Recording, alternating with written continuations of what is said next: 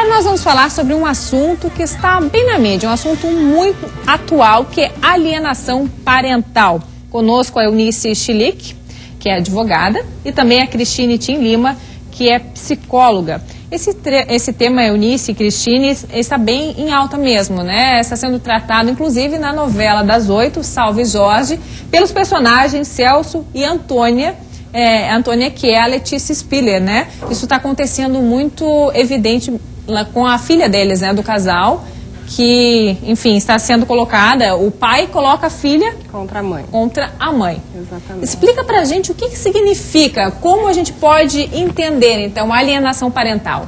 Então, a novela, ela retrata exatamente a situação como acontece, né, de uma forma bastante explícita, inclusive. O que é a alienação parental? É quando um dos responsáveis, ou o genitor, a mãe ou o pai, né, de forma abusiva, tenta afastar a criança do convívio com a família, né, de quem não tem a guarda da criança, né? Ou seja, traduzindo em miúdos, joga, né, a criança contra a mãe ou contra o pai. Mas isso somente quando eles estão separados ou até mesmo pode acontecer dentro de casa? São casados, mas vivem em pé de guerra e aí acontece que o pai está sempre colocando, ou a mãe sempre colocando um filho, né, contra o outro.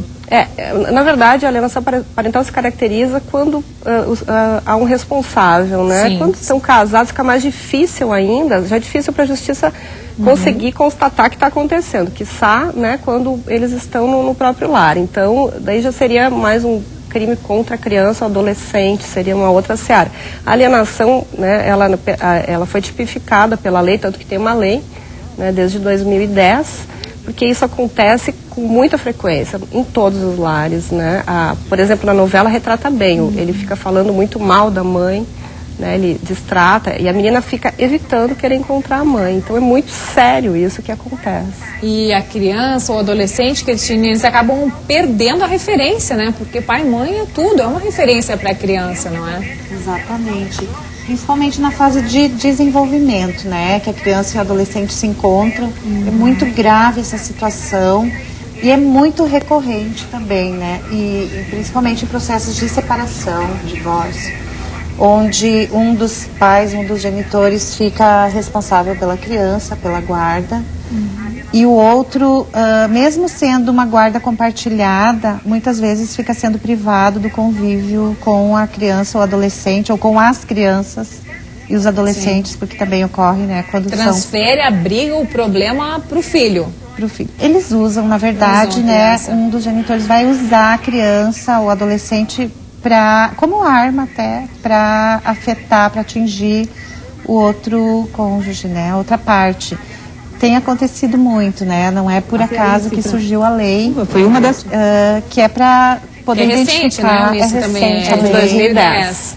Mas na prática clínica a gente já vem constatando há muito tempo, né? É bastante complicado para todos, né? Todos os envolvidos. É muito difícil. Com certeza. Eu queria que você nos exemplificasse, assim, mostrasse, né, de forma bem simples, como as pessoas, os filhos, adolescentes, eles podem observar essa conduta de alienação parental? Então, geralmente acontece de forma muito sutil, né? Até mesmo velada, porque nem sempre é explícito como está acontecendo agora na novela, né? Até porque para o público ficou explícito, para a mãe Sim. nem tanto, né? Ela foi percebendo aos poucos no comportamento da filha, na dificuldade que ela está tendo com a filha por ela ter se tornado mais agressiva, mais arredia, né, a autoridade dela, mais desconfiada, mais questionadora e muitas vezes até ela está afrontando a mãe, né, desafiando a mãe. Então esse comportamento desafiador, opositor, né, é uma das características principais de que está acontecendo alguma coisa ali. Naquele momento de encontro, onde deveria haver harmonia, né, mais compreensão, diálogo, o afeto, acaba com essa agressividade, né? Exatamente. E isso é muito sério, né, Rúbia? A gente observa, assim, há muito tempo isso acontece. Por exemplo, na minha prática profissional, né, a pessoa vem lá procurar, quero me separar.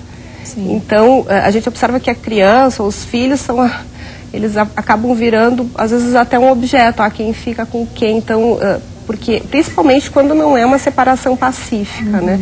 Tanto que eu, né, procuro sempre orientar que o casal, porque outro dia, inclusive, aconteceu essa semana ainda, o cliente comentou, eu estou com receio de me separar porque a minha esposa já ameaçou que ela vai sumir com as crianças. Que ela não vai dizer onde está, e os filhos são pequenos, eu sou muito apegado.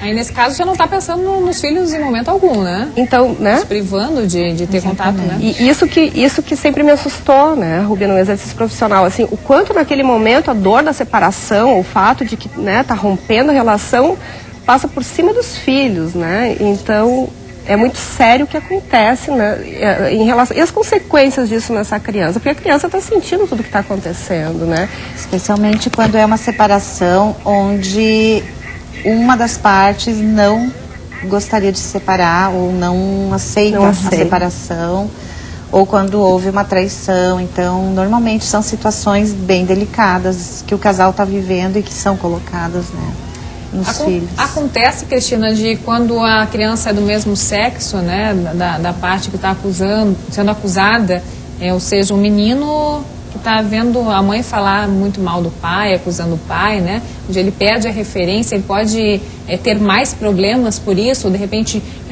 deixar de confiar nos homens, de encarar, né, o homem. Com certeza. De uma forma positiva, só ver pelo lado ruim? Sim, sim, porque é o momento onde ele está se identificando com o pai, né? A fase da infância e da adolescência, ele está buscando todas essas referências para construir a sua personalidade. E normalmente acontece isso que você mencionou, entre outras sequelas, digamos assim, bem sérias, que podem, até na vida adulta, depois atrapalhar essa criança, esse adolescente, para ele ter uma relação saudável com uma pessoa que ele vai ter uma relação mais duradoura. Os casos que você já atendeu, né, nesse tempo de consultório, pode passar alguns exemplos para a gente também, eu digo, de já estão na fase adulta mesmo, adolescência, quase adulta, e aí começa a descobrir que os problemas iniciaram lá na infância devido a esse problema? Então, é mais comum do que a gente gostaria que fosse, né? É muito comum acontecer, sim. Inclusive, de a pessoa não ter confiança, não conseguir confiar, né, na pessoa que ela tá, com quem ela está se relacionando. Namorado ou marido? Namorado, marido, enfim. Sim. Porque em determinado momento essa lembrança está atuando até de forma inconsciente, né? Prejudicando a relação, impedindo que ela possa se entregar para uma relação. E você projeta, a criança acaba projetando, né, aquilo que vendo repetindo os pais no também, exatamente. Principalmente quando há traição e o genitor que ficou responsável fica colocando isso de uma forma muito severa, né, muito cruel para a criança, envolvendo ela, né, nesses assuntos do casal. Entendi. Nem sempre tem somente o lado positivo, né? Porque às vezes a criança ou adolescente sabe da traição, né, do pai ou da mãe e não vai querer fazer isso de forma alguma, não vai querer trazer isso para a sua vida, né, na fase adulta. Né? Exatamente. A gente procura, né, ser otimista e acreditar que essa vai ser a reação que mais vai ocorrer, né? Mas infelizmente não é sempre assim, né? Acontece bastante vezes de a situação se repetir com a própria pessoa que viveu vítima, né? Depressão, até mesmo no fato de, enquanto o adolescente, a criança está frequentando a escola, de problemas escolares são os mais comuns, né? Que a criança, mais visíveis, assim, que logo o professor percebe de contato com os pais. É o que mais, assim, fica evidente, dá para se dizer, né? E até tendo a presença da médica aqui no programa, fiquei lembrando que também problemas de ordem psicossomática também acontecem bastante em crianças, principalmente menores, que não podem falar ainda sobre seus sentimentos, né? Traduzir exatamente o que elas estão percebendo, sentindo. E esse sofrimento psíquico vai se traduzir em uma doença somática. Até existem alterações como o tipo de dermatite artefata, em que às vezes crianças vão lá e arrancam o cabelo, mais frequente em meninas, exatamente, né? Que é jovens, que podem estar relacionados com alterações psicológicas. Arrancar mesmo ou aquele ficar puxando o cabelo o tempo todo, né? A gente acha que é uma coisa simples, tem pessoas que têm essa mania, né? Esse vício de ficar arrancando os fios de cabelo aqui por baixo. Seriam casos assim mais graves, em que assim, primeiro teria que investigar para ver qual a causa da alopécia. Sim, exato. Mas assim, é pela ansiedade mesmo, nervosismo que as crianças pode causar essas alterações de dermatite artefata.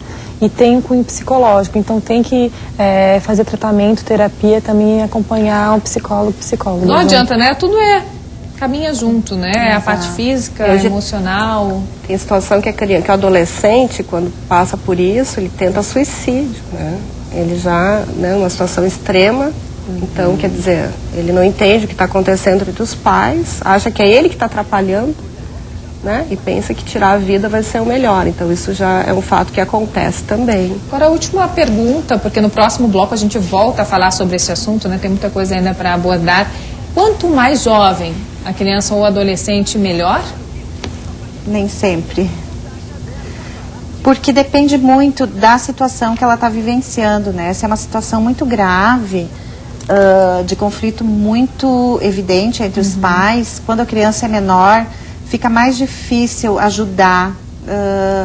Primeiro, para reconhecer o problema, né? Para a gente entender que realmente está acontecendo essa alienação parental, que é uma violência muito, para a criança pequena, muito insuportável, né? Então, a forma mais comum de manifestação dos menores é na forma psicossomática mesmo, né? Inclusive crianças que se cortam, pré-adolescentes, né? Porque eles não têm tanta facilidade em expressar os seus sentimentos. Mas na idade de adolescência, a gente também tem certas dificuldades, né? Porque o adolescente também tem uma característica própria da idade, de já estar vivendo o seu próprio conflito. E aí, ali, junto com o conflito dos pais, isso pode ficar muito exacerbado, fica difícil também de identificar. Né? Por isso que o pai tem que estar bem atento, a mãe, certamente. os sinais. Já volta a falar sobre isso. Volto aqui para o bate-papo com a Eunice e com a Cristine, que é psicóloga e veio de Porto Alegre especialmente. Muito obrigada, viu, por participar aqui do nosso programa. Sempre um prazer. Vamos falar um pouquinho da parte mais criminal. É considerado crime desde 2010. Isso, inclusive eu tenho aqui a data certinha, desde 26 de agosto de 2010, a lei é 12.318, né? Exatamente. Então, por que a lei acontece? Porque há o fato, né? Enfim, então, de tanto isso acontecer nos processos de separação, onde fica definida a guarda para o pai ou para a mãe, e os pais ficarem insatisfeitos por essa conduta, então, né, a lei acabou sendo necessária. E como que se deve proceder, né? Quando o casal, por exemplo, o genitor, ou quem está com a criança, sente que ela está sofrendo isso, de que forma ela deve proceder. Isso. Independente de a guarda já estar definida, né? Seja a guarda compartilhada, onde os dois, né, convivem da mesma maneira, né? Dividem o tempo, ou se for com a mãe ou o pai. Porque em casos extremos, em que, por exemplo, a mãe impede a criança de ver o pai pode, né, entrar com processo judicial. É uma ação que pode ser autônoma, um requerimento simplesmente. Aí o promotor de justiça, isso vai tramitar com urgência, vai ser considerado urgência, e o promotor vai ser ouvido, né, e vai ser geralmente é determinado que uma psicóloga, um profissional habilitado avalie, acompanhe. Vai ser restritas as visitas, né? Por exemplo, se está com a mãe, o pai vai poder, se é a mãe que pratica, vai lá ver se ela está fazendo, né? As visitas do pai vão ser autorizadas, vão ter que ser determinadas. Então é muito sério a forma como acaba sendo conduzido, né? Então, conforme a gravidade, pode o juiz imputar situação criminal também, né? Isso vai depender da gravidade do que ele fez, né? Alguém sumiu com a criança, então tudo depende da avaliação de como se dá. Mas é muito importante saber que existe essa possibilidade, porque É algo rápido, então? É algo rápido, exatamente, são 90 dias para que seja, né, determinado o laudo, e a consequência máxima, né, pode perder a autoridade parental. né? A consequência máxima é essa. Então, as visitas vão ser assistidas, você não vai ter mais a liberdade de estar com seu filho sozinho, né? Porque realmente isso é muito grave. Então, tem que ser considerado, tem que ser avaliado e tem que ser constatado. Então, é muito importante saber que existe esse recurso. Infelizmente, né? Precisou chegar a ser tipificado como lei, né? Numa lei. Né? Então, entendi. E existe alguma punição mais então, a punição, grave? Exatamente, a punição... Além dessa de você, né, perder vai a depender dignidade. daí, se houve maus tratos com a criança, se houve... Daí depende, né, de cada... Mas eu acho que a mais grave, que eu entendo, seria a perda da autoridade parental, né? Que pode ser que entenda que não é viável realmente o convívio com aquela pessoa, né? E é interessante, Rubem, que acontece também às vezes quando, por exemplo, a família abraça junto, a avó ajuda, o avô, né? Exatamente, não é só o genitor que está com a guarda, muitas vezes tem a participação de mais membros da família nessa conduta de alienação. Porque sua mãe, né, traiu, então, né, imagina o que pejorativamente a criança ou adolescente escutam. Então precisou, né, você veja bem, que quando surge uma lei para tipificar uma situação é porque a situação se tornou muito grave, né, e é uma violência muito grande, né, psicológica, que vai... O Cristine falou agora dos avós, dos familiares. Geralmente, né, a família acaba defendendo, né? Exatamente. Quem está do lado, né? É muito comum, né? A gente perceber isso quando já está acontecendo essa conduta. Inclusive, as pessoas não se dão muito conta de que estão fazendo algo que é considerado crime, até serem advertidas, né? E alguém que presenciou de fora, normalmente da família, é que percebe que tem alguma coisa acontecendo assim, além do que é normal, né, de se comentar entre familiares. E a criança, muitas vezes, o adolescente também não se dá conta, né?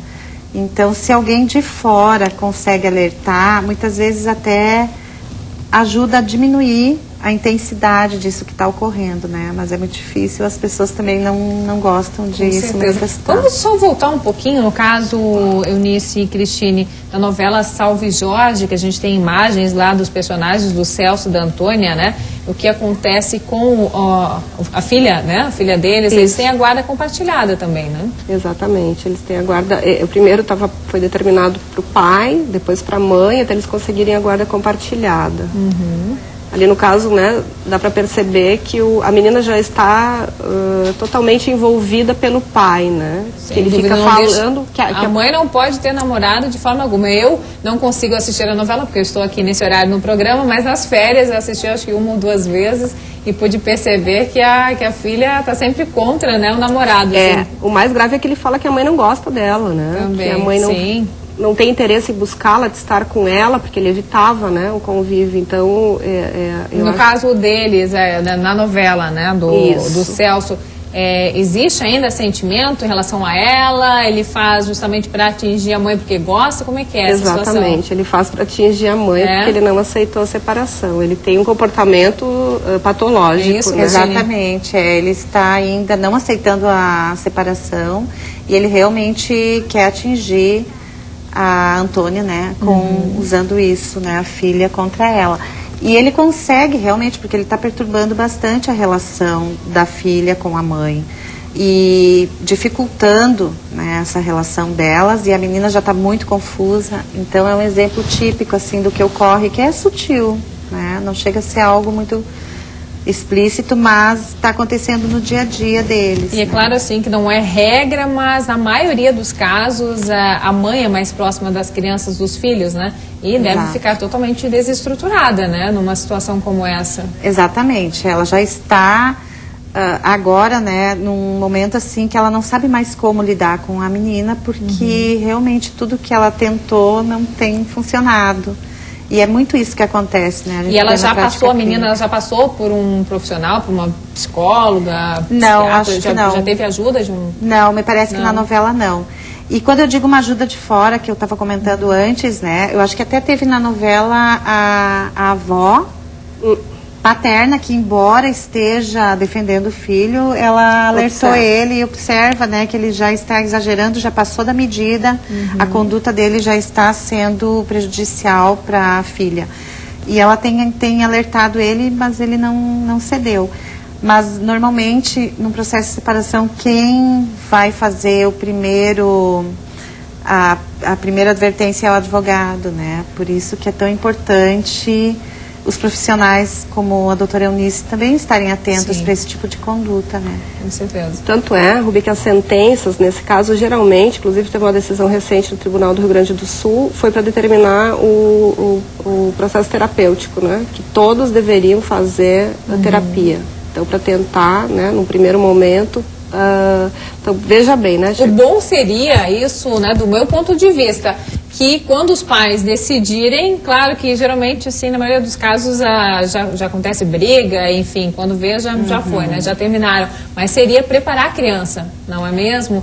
Já levar para um psicólogo, para uma terapia antes, né, da separação, não depois a coisa já está andando. Eu sugiro que, né, o casal procure uma terapia de família, né, não para resgatar a relação, que às vezes é inviável, mas pelo menos para conseguir pôr um ponto final. Preparar a separação, Nesses casos, os pais estão pensando, colocando os filhos em primeiro lugar. E a orientação, inclusive, é que eles próprios se submetam a uma terapia de apoio, de aconselhamento, não necessariamente de tratamento, né? Para poder ter uma separação mais amigável, o homem é mais resistente? Nem sempre. Não necessariamente. Não, por incrível que pareça. Tem ocorrido o contrário, bastante. É mesmo? Para nossa surpresa, sim, tem acontecido. A resistência muitas vezes é da mulher. Poxa, só interessante, né? Saviane Monteiro, você é casada, né? Tem um filho de 8 anos. 8 anos. E é muito comum o seu filho deve visitar os amiguinhos em casa e os amigos frequentarem também a sua casa. Muito comum filhos de pais separados, né? O que você observa hoje em relação a isso, né? Ao tratamento dos pais e brigas e até mesmo porque os filhos levam essas conversas que houve na casa dos outros para casa, até em alguma situação acabam comentando com a gente, né? Por incrível que pareça, na turminha do meu filho, na escola, são só 10 crianças. E na turma dele não tem nenhum filho de pais separados. Todos, não. Então, ele até hoje não conviveu com isso. É raro de acontecer, né? Mas acho que por ser uma turma pequena, e nós ainda não tivemos essa situação dele participar de uma família, de amigos que tenham os pais separados. Mas isso é uma coisa que ele é bem orientado com relação a isso. Porque hoje as crianças, elas são muito espertas, né? Elas já sabem de tudo. É verdade. Então ele já... Inclusive ele acha comum, assim, ele acha normal. Não gosta mais? Por que fica junto? Então, cada um vai viver numa casa, né, mãe? Às vezes eu vejo ele como... Ele é bem resolvido com relação a isso. Que bom. Cristine, a tua orientação final, então, né, da parte emocional, psicológica, para esses pais e também aos adolescentes que estejam assistindo ao nosso programa? Então, eu acho que quando a conduta da criança está diferente do normal, né? Ela não está sendo espontânea, ela está manifestando um grau de ansiedade também acima do que seria considerado normal no dia a dia, uma agressividade maior, e também assim está mais calada, está mais quietinha, menos afetuosa, meio desconfiada. Discussões em frente às crianças, adolescentes. Eu digo mais assim no sentido de um adulto poder observar a criança para saber se está acontecendo alguma coisa. Mas claro que os adultos são sempre os responsáveis, né, por isso estar ocorrendo. E esse momento é muito difícil, eu compreendo que nem todos os casais vão ter a tranquilidade de dizer, não, a gente vai se preparar para esse momento, a gente vai fazer a coisa da melhor forma possível, é muito difícil. Mas que pelo menos, como eu digo, tem um acompanhamento, né, psicológico nesse momento, busquem uma orientação para poder conduzir de uma forma menos danosa possível para todos envolvidos, principalmente os filhos. E aí, quando chegarem no advogado, na advogada, né, sempre pensar também nas crianças, né, desse lado, e saber que existe essa possibilidade, né, Eunice? Exatamente, que já venham, de preferência que, né, procurem antes de chegar ao advogado, uma forma, né, porque é muito séria a consequência disso para a criança e para o adolescente, isso é evidente, e as pessoas precisam tomar consciência disso, porque o adulto já está formado, né, não tem mais o que resolver. Né, o adulto já está com a sua formação, né? Agora a criança, o adolescente está em formação. Tá certo. Obrigada, Eunice. Obrigada, Cristina, viu, pela sua participação aqui no nosso programa.